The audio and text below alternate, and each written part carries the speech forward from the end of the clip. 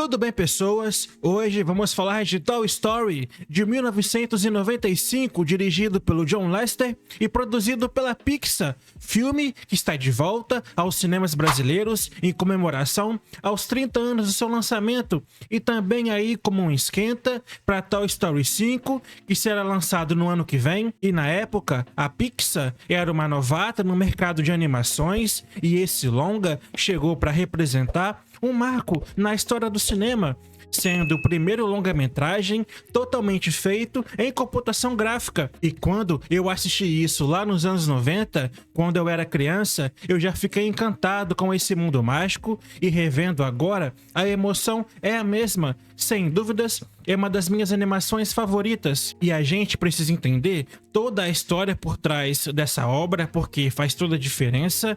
Lá em 1995, o cinema estava dominado por animações tradicionais, como a das Disney, com desenhos à mão tipo o Rei Leão, que tinha saído um ano antes, e a Pixar, fundada com uma visão diferente, apostou tudo nessa tecnologia nova de CGI.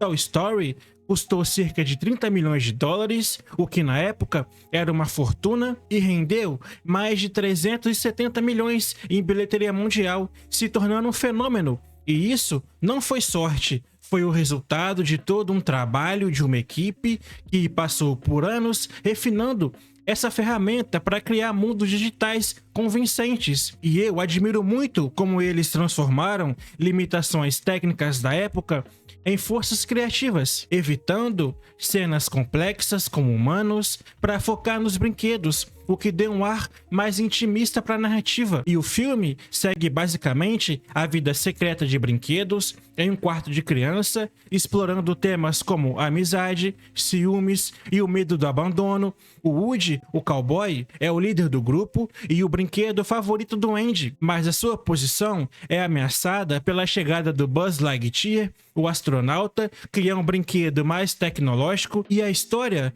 é bem simples no papel, mas o roteiro do Joss Whedon adiciona muitas camadas de humor e drama que funcionam para todas as idades e é muito atemporal. E o que me impressiona é como eles equilibram o tom.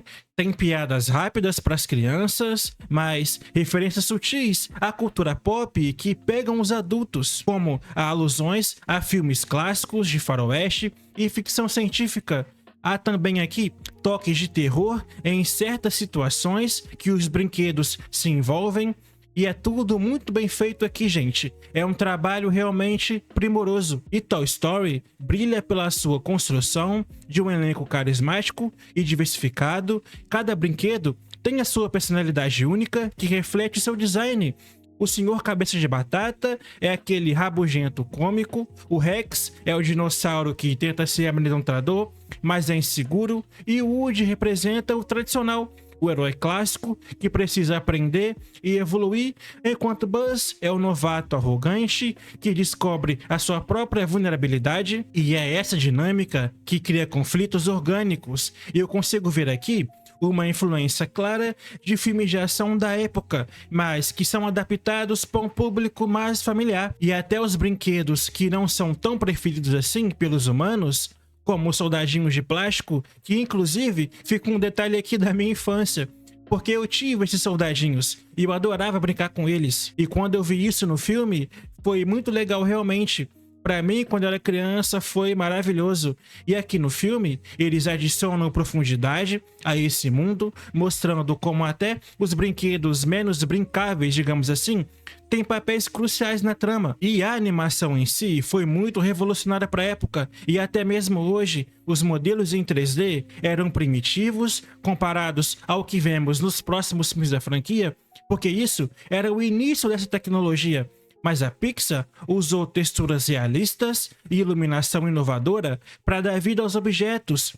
Cada detalhe dos pôsteres nas paredes aos brinquedos espalhados foi renderizado com cuidado para criar uma imersão. E eu critico bastante animações recentes que abusam de efeitos que por muitas vezes são mal feitos, mas aqui tudo serve para a história, nada é gratuito. A fluidez dos movimentos, especialmente nas sequências de ação, como fugas e perseguições, mostram o quanto a equipe testou os limites dessa tecnologia. E revendo o filme, eu noto como eles evitaram fechar demais em rostos humanos para não expor as fraquezas do CGI, uma escolha esperta que mantém o foco nos protagonistas inanimados. E um outro aspecto que eu destaco é a trilha sonora. O Randy Newman entrega um trabalho impecável em Toy Story. Canções que não só são cativantes, elas também capsulam o tema central da amizade incondicional. A música instrumental varia de tons alegres para as brincadeiras a melodias tensas nas partes de conflito,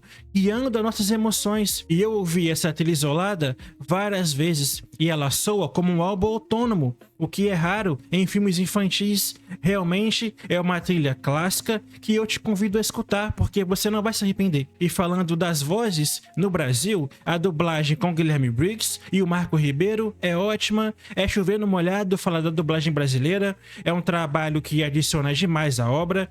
E eu vejo aqui um elenco de dublagem que não só lê as linhas, mas constrói os personagens realmente. E os temas profundos são o que elevam Toy Story além de uma simples animação. O filme discute o medo da obsolência, brinquedos velhos sendo substituídos por novos, o que reflete essa ansiedade adulta sobre o envelhecimento e relevância no trabalho. Há também uma crítica ao consumismo, com Buzz representando o novo e brilhante, que ofusca o valor do antigo.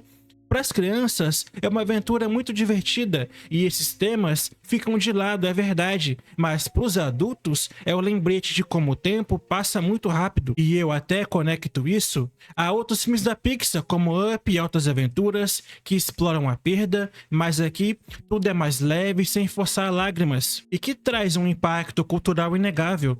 Ele não só lançou a Pixar como a maior potência das animações, mas pavimentou todo um caminho para animação de CGI, como Shrek, Frozen e todas essas que vieram depois. Antes, as animações eram vistas como coisa de criança, o que é uma grande besteira, e depois de Toy Story, viraram blockbusters familiares.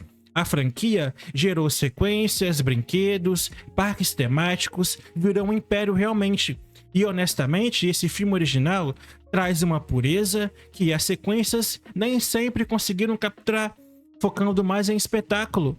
A direção aqui é muito precisa, são 1h20 que voam e você nem vê, e uma coisa legal é como são feitos os ângulos de câmera, que são de baixo para cima, para simular a perspectiva dos brinquedos, aumentando a imersão e deixando tudo muito original. E se tem uma coisa negativa que eu possa dizer, talvez seja o vilão Sid, que é um pouco caricatual, servindo mais como um plot do que um personagem interessante. Mas isso não atrapalha o todo, e algumas piadas datadas, como referências aos anos 90, pode passar batido para essa nova geração.